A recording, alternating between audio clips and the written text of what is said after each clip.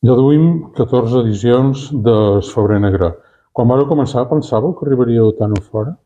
No, de fet, varen començar pensant en ampliar un club de lectura que teníem, que ens feia ganes conèixer autors de l'estat i de la part dels països catalans. Llavors varen dir una manera d'entrar en contacte amb ells seria muntant un festival de novel·la negra a Palma, que de fet hi havia qualque experiència exitosa com era la de Gijón, Barcelona i Getafe, que no n'hi havia gaire més en aquells moments, i vam trobar que era una manera d'avançar en la nostra inquietud de conèixer la novel·la negra i els seus autors. Enguany, doncs, torna Febrer Negre i què destacaries de la programació que heu organitzat? Hombre, la programació enguany hem intentat, com sempre, que sigui una festa de la lectura, no? Hem intentat fer bastantes peces o activitats sobre el coneixement de la realitat de lo que com la novel·la negra, convidant a gent professional, tant a nivell de dret com a nivell policial. I llavors també han duit 4 apostes d'autors que nosaltres creiem, com sempre, no són grans coneguts, però sí que les seves propostes literàries les hem trobat molt interessants. A més, com sempre, farem activitat per potenciar la novel·la negra mallorquina. I per què vareu triar el febrer? Perquè enguany se fa des de 7 al 24 de febrer. Per què vareu triar febrer?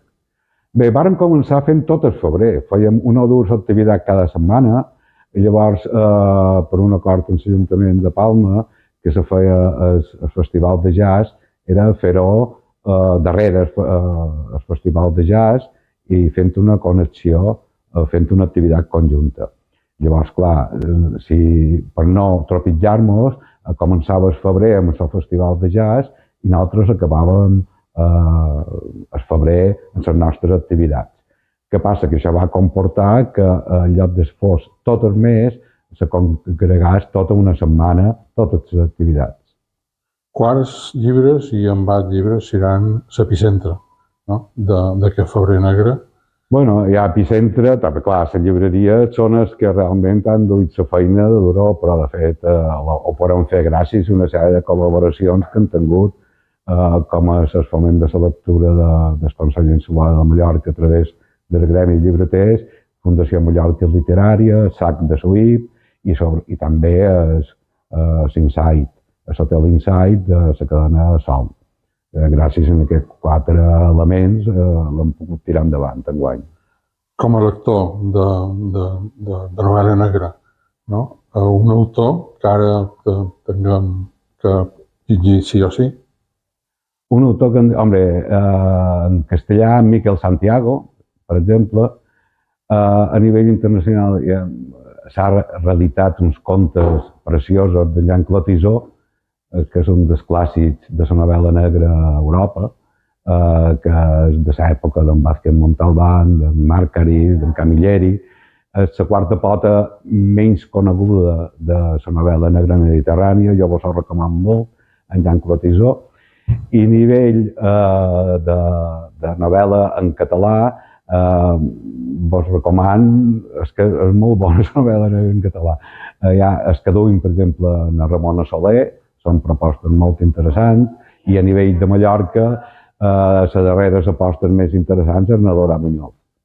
Però bé, vos recomano aquest com vos podria recomanar uns altres, perquè realment la novel·la negra està influint a quasi tota la novel·lística actual.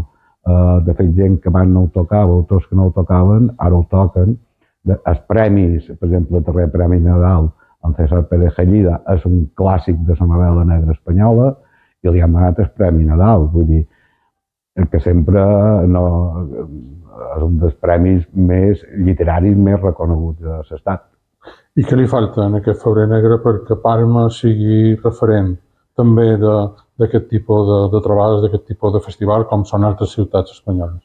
Home, nosaltres enguany la implicació de l'Ajuntament ha vingut molt, no sabem exactament per què, manca de coordinació que han tingut amb ells o entre ells, i llavors, clar, això ara ens ha suposat que si continuem amb aquesta direcció de l'Ajuntament haurem de fer un canvi perquè realment enguany el febrer negre ha estat molt minvat de pressupost, no?